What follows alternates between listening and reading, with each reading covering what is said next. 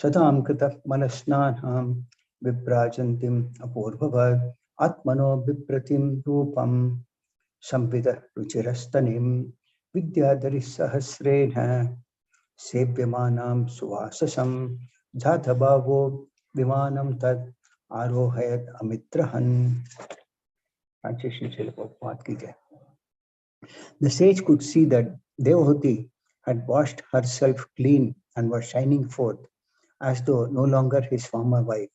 She had regained her own original beauty as the daughter of a prince. Dressed in excellent robes, her charming breasts duly girded, she was waited upon by 1,000 Gandharva girls. O destroyer of the enemy, his fondness for her grew, and he placed her on the aerial mansion.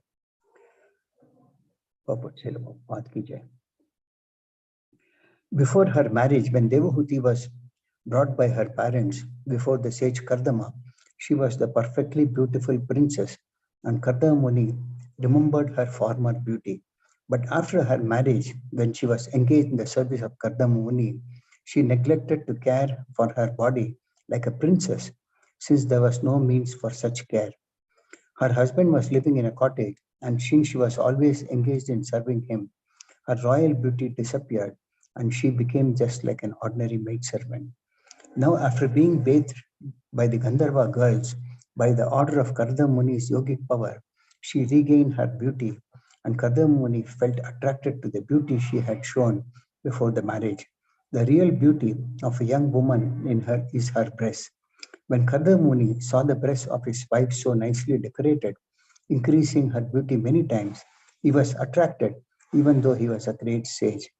Sripada Shankaracharya has therefore warned the transcendentalist that one who is after transcendental realization should not be attracted by the raised breasts of a woman, because they are nothing but an interaction of fat and blood within the body. Om Vijnantimirandasya Jnananjana Shalakaya Chakshurmilitam Ena Tasmai Shri Gurave Namaha Shri Chaitanya Manobhishtam Stapitam Ena Bhutale Swayam Rupakadamahyam Dadati Swapadantikam Vandeham Shri Guru Shri Yudapadakamalam Shri Gurun Vaishnavamscha Shri Rupam Sagrajatam Saganaragunathanvitam Tam Sajivam Sadvaitam Savadutam Parijana Sahitam Krishna Chaitanya Devam Sri Radha Krishna Padan Sagana Lalita Shri Vishakan Vitamscha He Krishna Karuna Sindhu Dinabandho Jagatpate Bhupesha Gopika Kanta Radha Kanta Namostude Taptakan Chanakaurangi Ade Vrindavaneshwari Vishabhanusute Devi Pranamami Haripriye Vancha Kalpatarupyascha Upasnitubhye Evacha Patitanam Pavnebhyo Vaishnavebhyo Namo Namaha Jai Sri Krishna Chaitanya Prabhu Nityananda Shri Advaita Gadadhara Shivasadi Gaura Bhakta Vrinda Hare Krishna Krishna Krishna Hare Hare Hare Rama Rama Rama Hare Hare Oham Karoti Vacharam Pangam Bande Devi Padam Aham Bande Shri Gurum Dinatarna Paramatmakam Shri Chaitanya Ishwaram.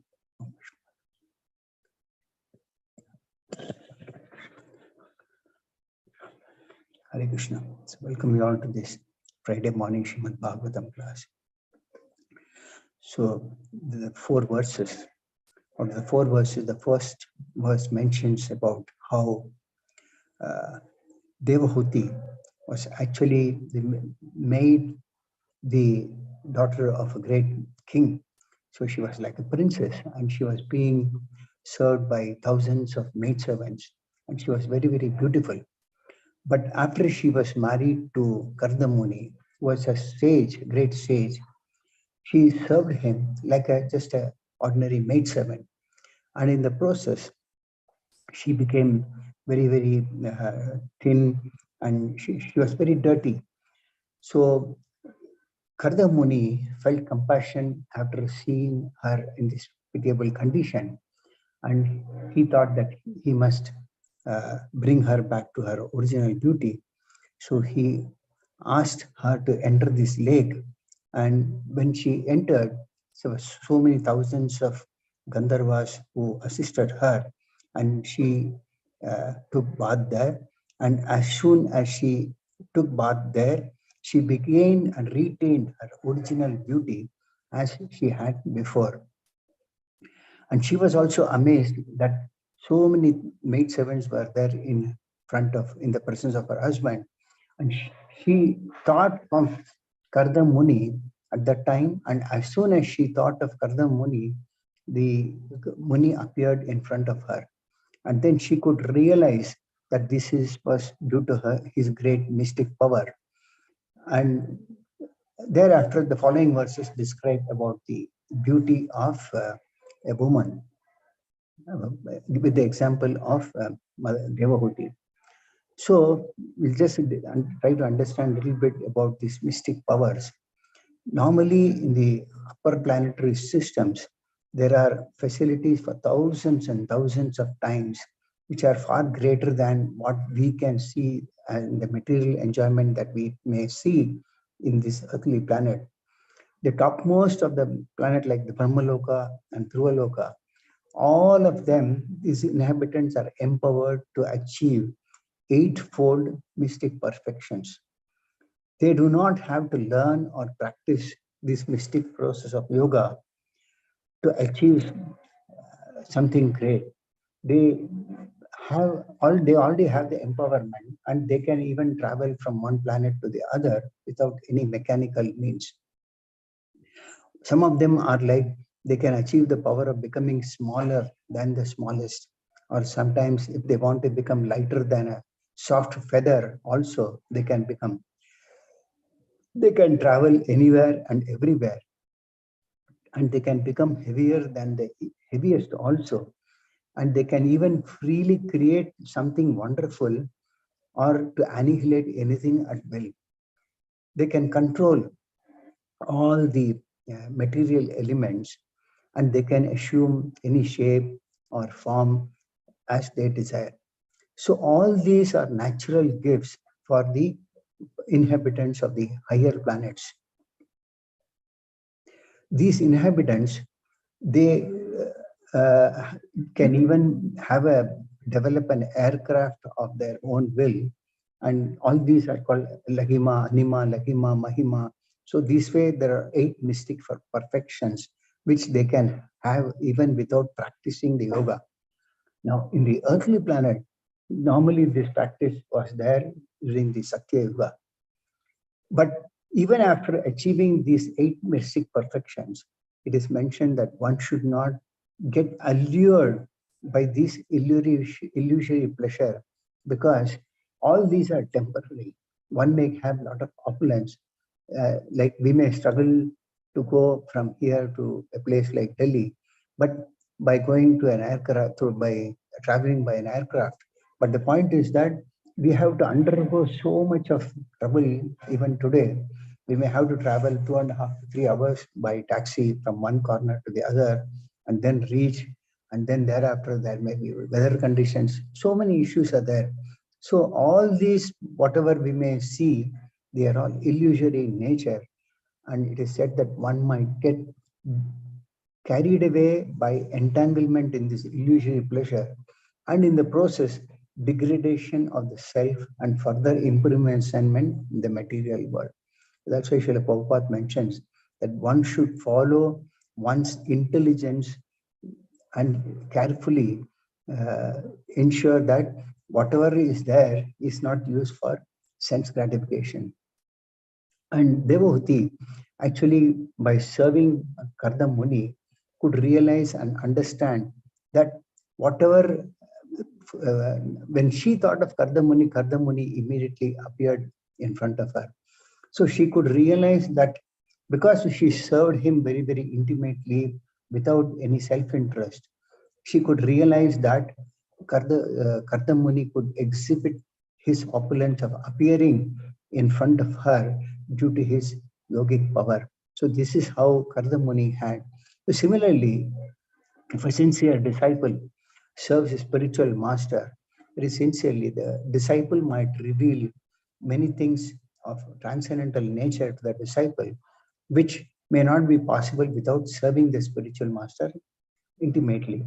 So this is the power of serving a spiritual master, a husband, or a father very sincerely. In the following verse, that is 36 and 37, which is the main content of the verse today, is mentioned how Devahuti washed herself very clean, and thereafter she regained her former beauty as before her marriage. And it's a slightly sensitive verse in terms of discussion if Matajis are present in the class, but then nevertheless, it is my duty to present whatever matter is placed before me to discuss. So it is mentioned that before her marriage, she was very beautiful, but later on, she did not care for her beauty, but rather her desire was only to please Karda Muni by serving him in the best possible way. And in the process, she reached this very pitiable situation, just like she looked like an ordinary maidservant. So there is a mention in Bhagavad Gita where Lord Krishna himself states in Bhagavad Gita, Yat Yat Vibhoti Mat Sattva. The translation is said that know that all opulent, beautiful, and glorious creations are they spring from nothing but a spark of. Krishna says that all of them spring from but a spark of my splendor. That means anything that we see, which is beautiful, which is opulent, which is glorious, they are all should be understood to be a small fragmental manifestation of Krishna's opulence, whether it is in the spiritual world or in the material world. So because Krishna has got this original beauty, that beauty comes to all the living entities also to a small fragmental portion. And that beauty also generally is covered. It cannot be realized very easily. So in this material world, we all have developed that attraction for a beauty because Krishna has got that beauty in him. And being part and parcel of the Supreme Lord, we also have that small beauty, and we have an attraction to Krishna also, and Krishna also has attraction to his living entities because they are all part and parcels of Krishna. So beauty is original in all the living entities, and it originates from Krishna only. But because we have a desire to lord over the material nature, that desire, what happens is that we want to exploit everything that is available in the material nature, so the original love which we have for Krishna, that gets transformed to lust. So lust is material, whereas the original love is spiritual, which is our constitutional position. Now Krishna actually creates this material world in a way that because we have a desire to enjoy this material world, Krishna also creates facilities in this material world so that we can explore and exploit this material nature. So he has created opposite sex also, so that we can try to see the beauty of them and try to enjoy. Now, whatever beauty that exists in this material world, we might see for some time, and we may not be able to see the same beauty forever because everything in this material world is temporary. If we see, even in a street, if we go, a male dog might run after a female dog. Now, why it runs? Because the male dog might see the beauty of a female dog and run after it. But ultimate this thing is they try to develop some attraction to each other and have union with each other. And then thereafter, they are separated. So what happens is that whatever attraction that one develops in this material world for the opposite sex is temporary, and they all have the Lord has given the capacity for them to see the beauty and get attracted at their own level. So similarly, all the living entities that are there in this material world, they get attracted to the opposite sex and they see the beauty within their understanding. So sometimes it so happens that we may see a very beautiful person, but When we see a beautiful person, we may get attracted to see the beautiful person. But when the same person, what happens is that he commits some abominable activity. For example, he drinks and gets drunk. We may not have the understanding of his beauty like before until we saw him committing this act. So, whatever we see is temporary, it's an illusory beauty that we see. Similarly, everything that we see in this material world, they are all, they may look attractive. For example, a person in a desert, living in a desert, might see the beauty of Himalayas, nice snow, cold weather, and all those things. But when the same person stays there for a long time, he is not attracted to the same beauty like what he had before, seeing nice snow, beautiful trees, etc. Because he is getting used to it, and at some point of time, he feels frustrated, or rather, he does not have the same attraction. So this is how beauty in the material world is. Many times we see people try to make themselves beautiful by using so many artificial products like cosmetics. So many varieties are available today in this world. And the way one thinks that he should become beautiful, he or she, one can make themselves artificially beautiful. If you see many in the film industry, if you see their body or if you see their face before the makeup, it may be different than what you might see in the films. So the point is that whatever you do in this material world, it is all temporary and it is also illusory. Another example that is given is that in spite of having a tendency for us to desire over this material world, the Lord has made a lot of arrangements so that at least, for example, even if one gets attracted to the opposite sex, the Lord has made arrangements so that one can get married between a man and a woman and lead a spiritual life so that they both can be delivered. But unfortunately, the point is that we would like to exploit or explore to the material nature to such an extent that it becomes a disturbance. Of course, the Lord also is worried about being part and parcel. The Lord is also disturbed. The living entities are also not satisfied by whatever they do. If we see Ganges, Ganges is a very holy river that can purify one of all the contamination. But what happens is that people go there, wash off not only their sins, but they carry all the dirt and put it in the water and trying to contaminate. Of course, Ganges does not get contaminated. But similarly, what happens is that everything that we see in this material world, we want to exploit for our sense gratification. Now, there is a natural tendency for a man or a woman to get attracted to each other. Now, this tendency to get attracted to each other is given by the Lord Himself. But still, what happens is that human life is so abominable.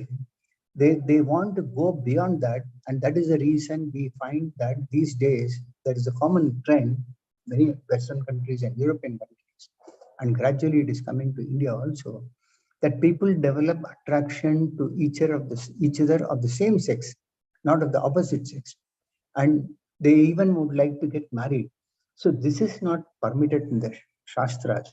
So what happens is that when mankind resorts to committing these abominable activities, then of course, by the law of nature, they have to pay a price. And that is why the whole world is suffering today.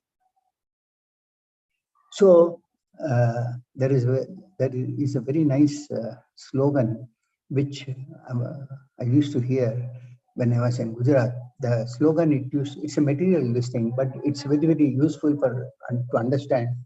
The translation of that slogan was that you don't drink alcohol, but it is the alcohol that makes you drink. That means if you have a desire to drink alcohol, and if you drink, what happens is that over a period of time, you get habituated to that to the extent that you become drunk. So actually, it is a drink that is making you drunk. So that is how the whole material world is. Anything that we see that is attractive, it starts agitating our heart. And then what happens is that we are driven to satisfy that desire, and then we get addicted to it. And over a period of time, even though we may get addicted to it, we will get frustrated with it also. So this is how the whole material world is. So referring to this verse of the beauty of Devahuti, of course, she was a daughter of a great king, and Karda Muni was also a very great devotee. So there is a mention of beauty of a woman in the fourth canto of Srimad Bhagavatam, where it is said, a husband, simply by being attracted by the external beauty of his wife, tries to become her most obedient servant. So what happens is that when one sees the beauty of his wife, then he tries to, instead of trying to understand that she has been given that beauty by Krishna himself, and both of them have that attraction to each other, and they should serve the Lord, the husband normally tries to please her. And the woman also, she devises a plan to show him the ingredients of, now tries to please him by her beauty. There is an example in the same purport where Prabhupada mentions, which I have told before. Once there was a man who saw a woman who was very, very beautiful, and he tried to please her and talk to her, which normally a man does when he sees a beautiful woman. But the woman was not wanting to spend time with him. So she said that you come on a particular date and then we'll see. So what she did was, before seeing him, 2 days before that, she took a purgative. Purgative is something that makes one pass stool quite often. And she did this, and in the process, she became so thin that she could not be recognized. So this man came, but what she did was, she preserved all the stool in a pot. So the next day when the man came to see her, he was surprised that the woman whom he came to see was not there. But actually it was the same woman.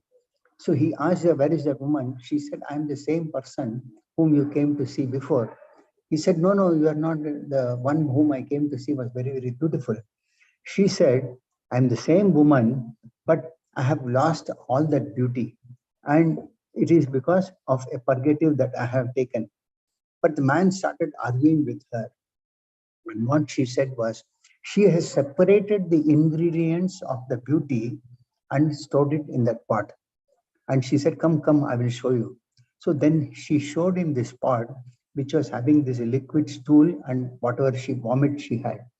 Then that man became aware that a woman is nothing but simply a lump of matter that is composed, the beauty of a woman is nothing but a lump of matter composed of blood, stool, urine, and other ingredients, which is a fact.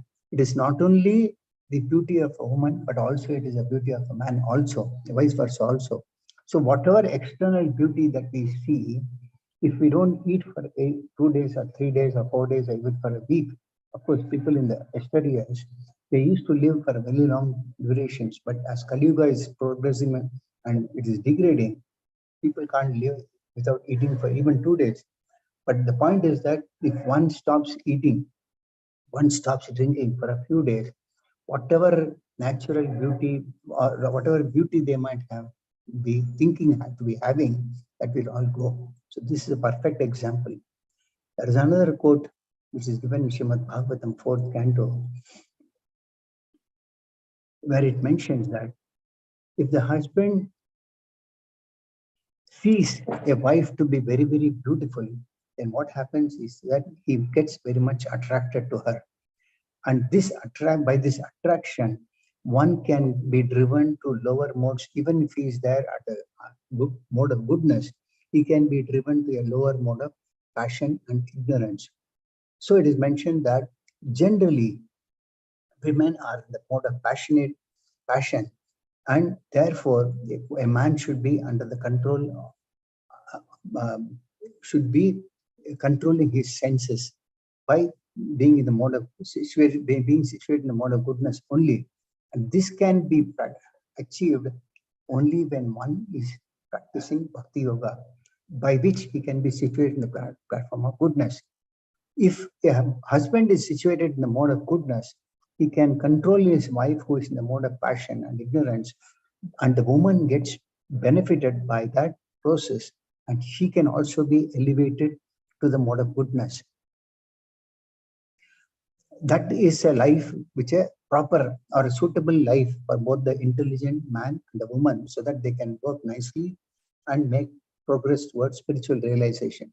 Otherwise, what happens is that if a husband is situated in the mode of goodness, but he gets carried away by his wife, who may be in the mode of poor passion or ignorant, then what happens is that he sacrifices qualities of goodness and he becomes subservient to the qualities of passion and ignorance. So in this way, the whole situation becomes polluted. Therefore, it is said that even if one gets married, it is a big responsible life, and where one should see that they don't degrade to lower species of life. So otherwise, if one tries to enjoy, it's like eating sweet rice which is mixed with sand. So there is a very nice quote in Bhagavad Gita itself, where the Lord tells Arjuna in chapter 2, text 62 and 63, Jayate Vishayam Pumsa Sangaste Shopajayate. So in these two verses, the translation says that while contemplating the objects of the senses, a person develops attachment for them, and from such attachment, lust develops, and from lust, anger arises. The point is that if the senses are driven to sense object, like for example, with the attraction between a man and woman, what happens is that one develops attachment. And when one develops attachment, one has a desire to enjoy that, from which lust develops. As I mentioned before the beginning of the class, we have originally, by constitutional position, a love for the Lord. But here what happens, one develops a lust.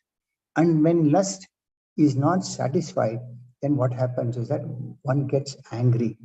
And if lust is satisfied, one becomes greedy. So both ways, if one tries to enjoy, either he becomes angry or he becomes greedy. And the following sloka, text 63, the Lord says, from anger, complete delusion arises, and from delusion, bewilderment of memory. And when memory is bewildered, intelligence is lost. And when intelligence is lost, one falls down again into the material pool. So from this, we will see, once a person gets angry, then what happens is that he is bewildered. His memory is bewildered, and he is not in his proper consciousness, which we might experience regularly. And when memory is lost, then intelligence is also lost. So we might see that many times we may commit or do things which may not be by using the proper intelligence. So when we get angry, then our memory gets bewildered and our intelligence is lost. And that is the beginning or stage of a person who can fall down at any point of time. So this is how this attraction in this material world is. So one should be very, very careful in seeing that, or rather the best way to understand is that whatever he sees beauty is nothing but the beauty given by Krishna himself. With that understanding, if one lives and sees that everything is utilized in the service of Krishna, that is perfection of life.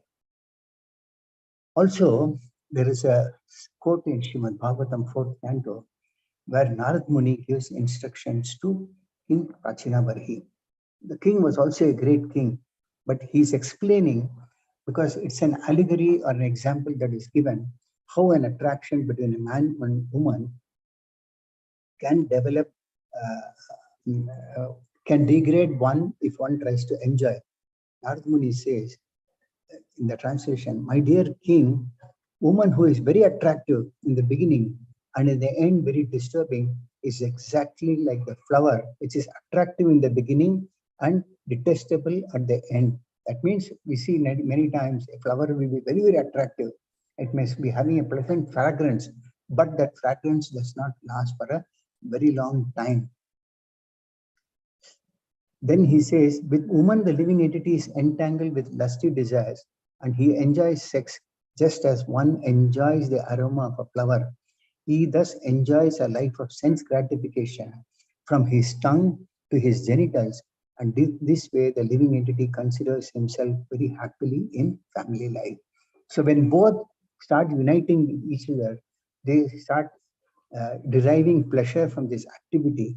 But what happens is that he considers himself to be very happy in the family life. And then normally says, united with his wife, he always remains absorbed in such thoughts. He feels great pleasure in hearing the talks of his wife and children, which are like the sweet humming of bumblebees that connect honey from flower to flower. So the male, the husband, gets carried away by this material pleasure, and he thinks that he's enjoying his life in the family. But what happens is that Narmani says that he forgets that before him is time, which is taking away his lifespan with the passing of day and night.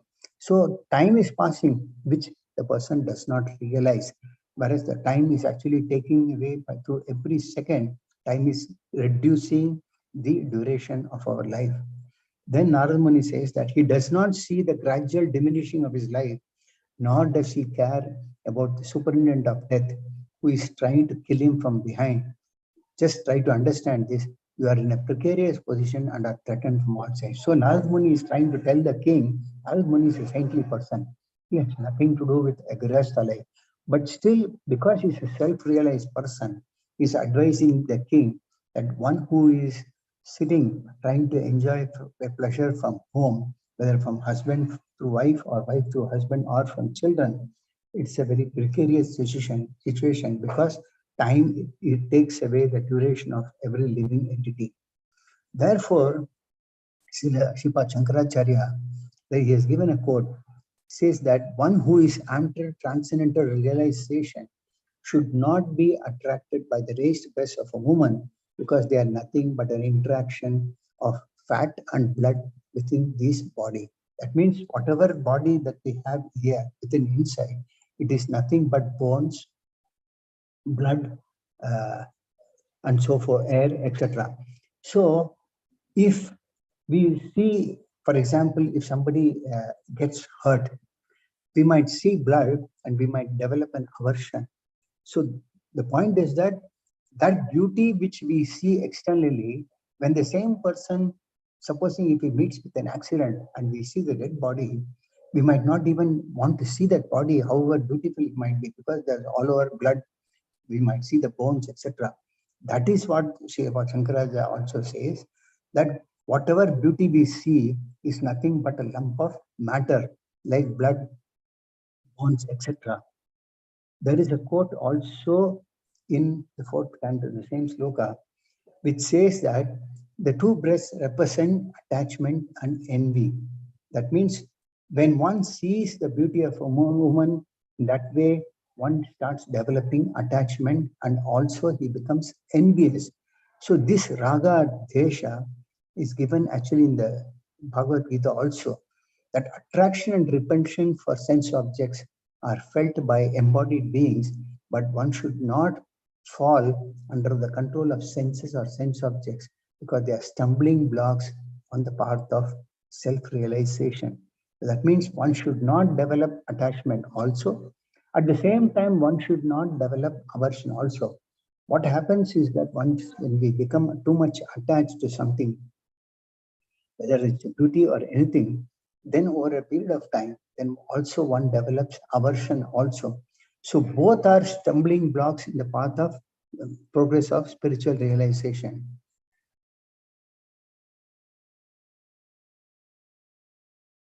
And then it's mentioned that both are agents of Maya to victimize the living entity.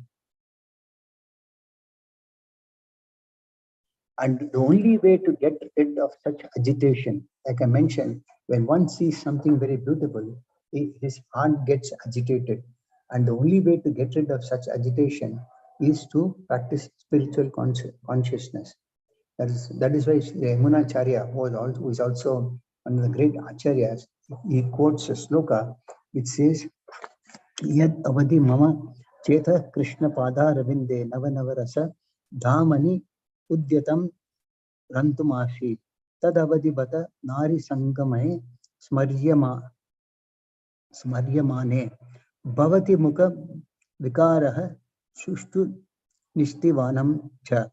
The translation says, since I have been engaged in the transcendental loving service of Krishna, realizing ever new pleasure in him, whenever I think of sex pleasure, I spit at the thought and my lips curl with disease. That means when one starts engaging, here Ramanacharya says that from the time I've been engaged in the transcendental loving service of Krishna, he starts realizing ever new pleasure in that service. So when we start taking up the practice of Krishna consciousness and we start serving him, we also derive pleasure from that which is newer and newer as we go on serving. So that means it is a pleasure that does not get deteriorated, and it's not that we lose the pleasure unlike a material pleasure. And when one thinks of a sex pleasure, he says that Yamunacharya, when he thinks about sex pleasure, he says that he spits at the thought of it. So it is very popularly quoted by Srila Prabhupada, Param Drishtva Nivartate. That means when one gets engaged for activities of a higher taste, one loses interest in activities of a lower taste, which is true. So that is why if one is spiritually progressing, he will no longer be attracted by the lumps of flesh and blood, which we normally see.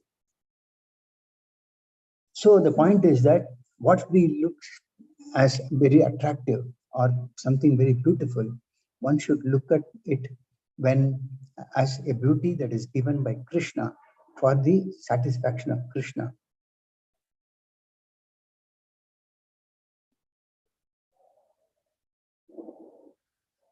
Now, there is also mention here of how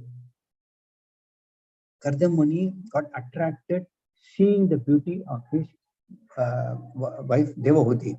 Now, though it is mentioned that Kardamuni saw the beauty of Devahuti, he got carried away by seeing the beauty, but also we'll see in the following slokas, though he got attracted by seeing the beauty, he kept his senses under control. He did not lose control of his senses. All his senses were fully under control, which we'll be reading in the following slokas. And being pleased with her, he created an aerial mansion and he placed her on that aerial mansion. Now, again, if we see here, Devahuti satisfied Kardamuni by serving him very nicely. And because he was pleased with her, he created an aerial mansion, as mentioned before. I mentioned that 8 mystic perfections, that a great yogi can create whatever he wants. He can travel whatever he wants. So what Kardamuni did was, he created an aerial mansion just to please Mother Devahuti. He wanted her to see the opulence of the material world also. So he put her very nicely, because a union normally with an opposite sex, it becomes much more pleasurable or giving pleasure when a favorable environment is created. So Kardamuni realized that she had been serving him very faithfully, and so to please her out of her service. So this is also one important aspect, that when somebody serves the spiritual master or husband or father, they become very pleased and they are prepared to please the disciple or the wife also same way. So Kardamuni, being pleased by the service of his wife, he created an aerial mansion out of his yogic power, because he had the capacity to do that. So he did that, and to please his wife, which we'll read in the following slokas, he put her in that aerial mansion, and they traveled all around, seeing many nice, beautiful places. And thereafter, they unite together. And then, out of their union, what happens is a great child is born, a great son is born, who is none other than Lord Kapila, who is one of the empowered incarnations of the Lord. So what happens from this, we see that whatever is there, if it is used in the right service of the Lord, in the service of the Lord in the right way, then everything becomes perfect.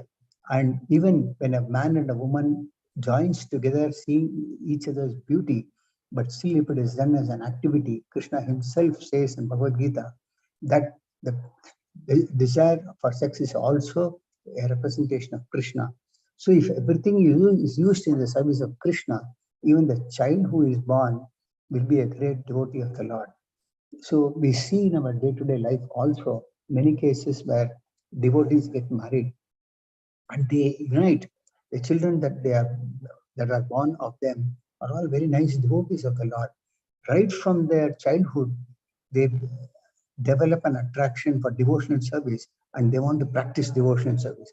So if we see and try to analyze that same example of and we compare it to the children that are born to gross materialists who become very agitated and want to enjoy material pleasure right from their childhood, there's a big difference. They would not develop an attraction for spiritual activities, whereas the children of devotees who practice Krishna consciousness very seriously, they get attracted to devotional service right from their childhood. There was an article which I read some time back, which said that how a 4 or 5 year old girl, of course, everything is given by the Lord.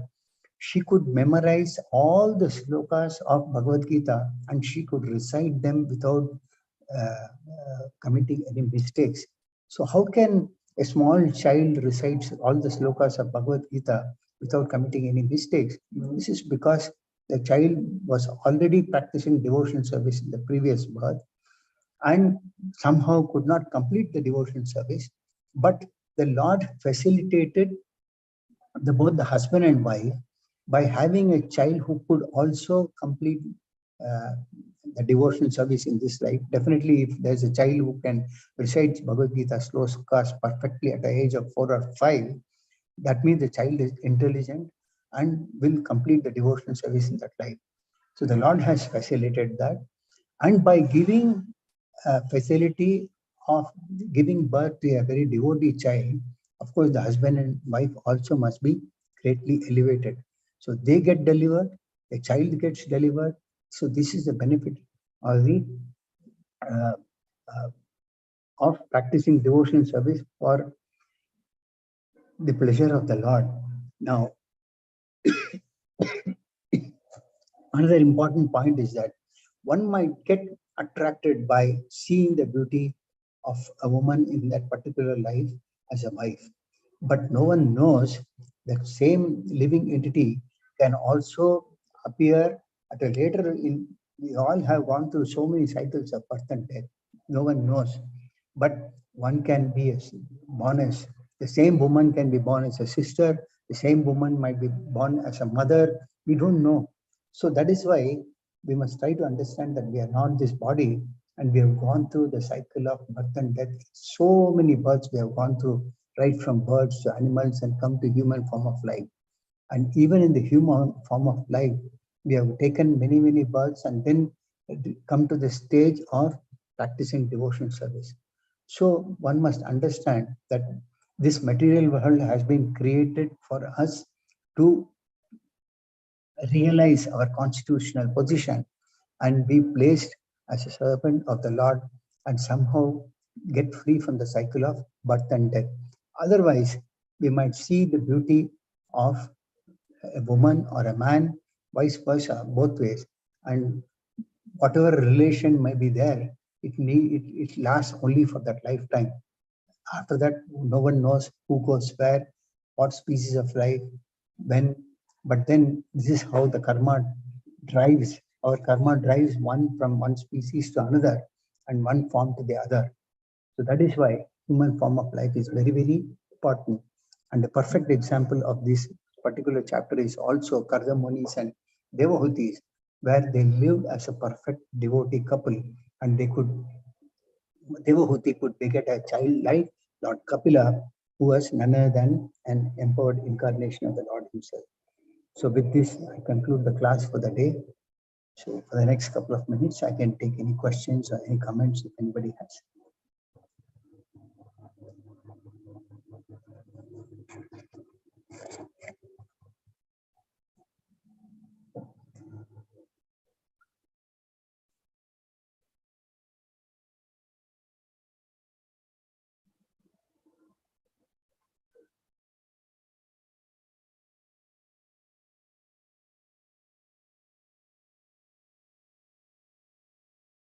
Does anyone have any questions?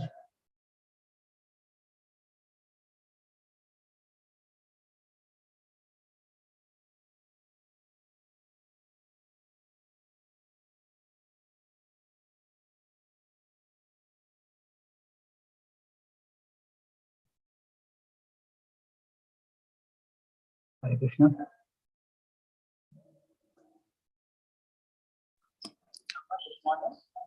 Hare Thank Krishna. you for the wonderful class, for explaining the problems in this material world. Thank you. Any questions you have, Prabhu?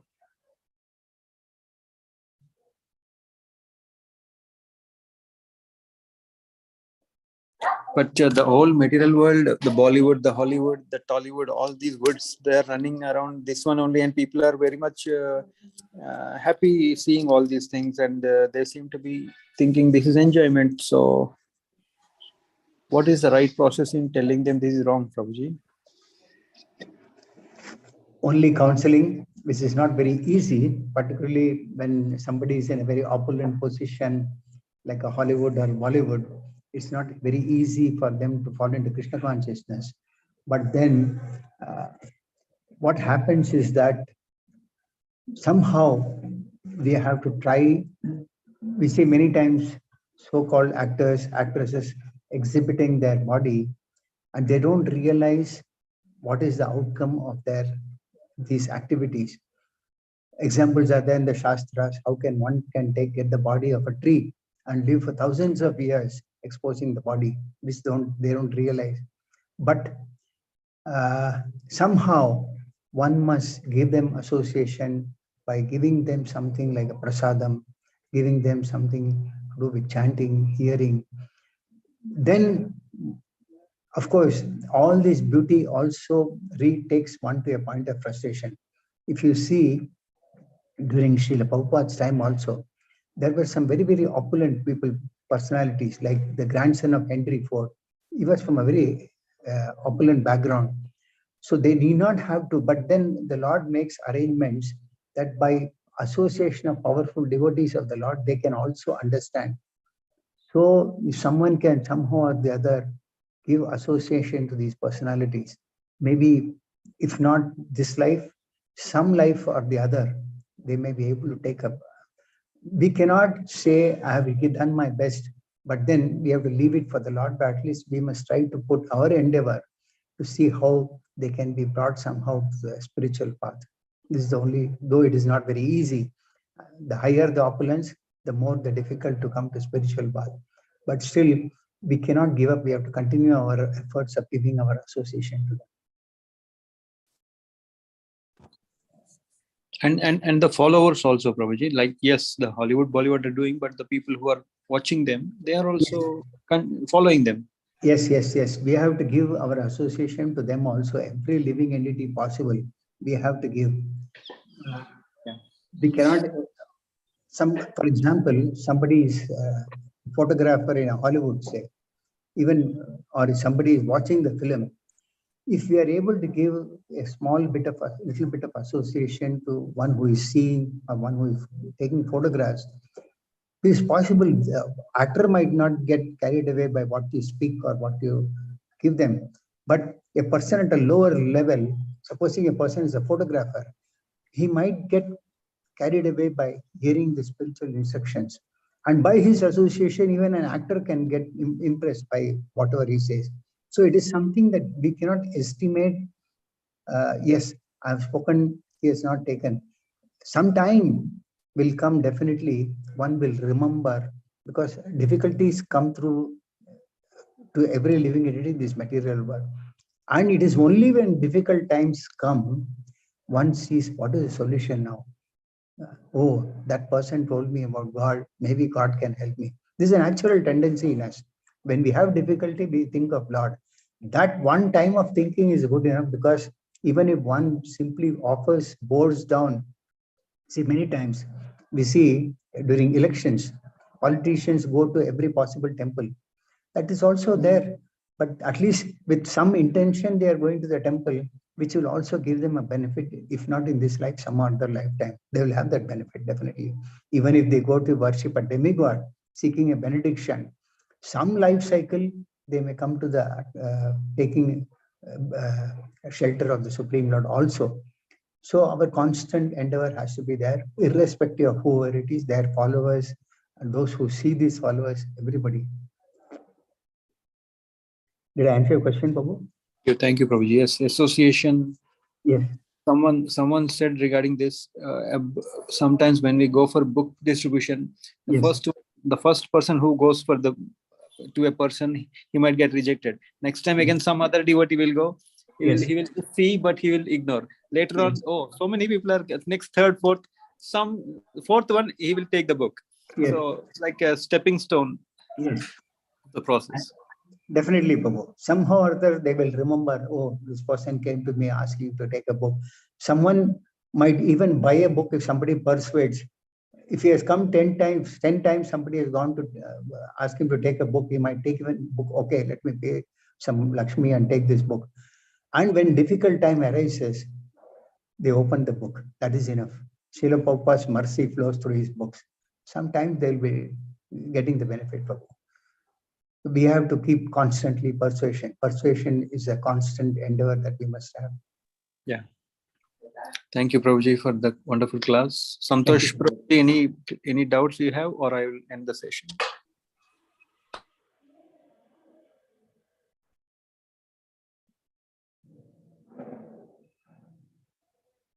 Okay, Prabhuji. Thank you, Prabhuji. Okay. Thank you. Thank you, Prabhu. Thank you. Hare Krishna. Dandavat. Srimad Bhagavatam ki jai. Srila Prabhupada.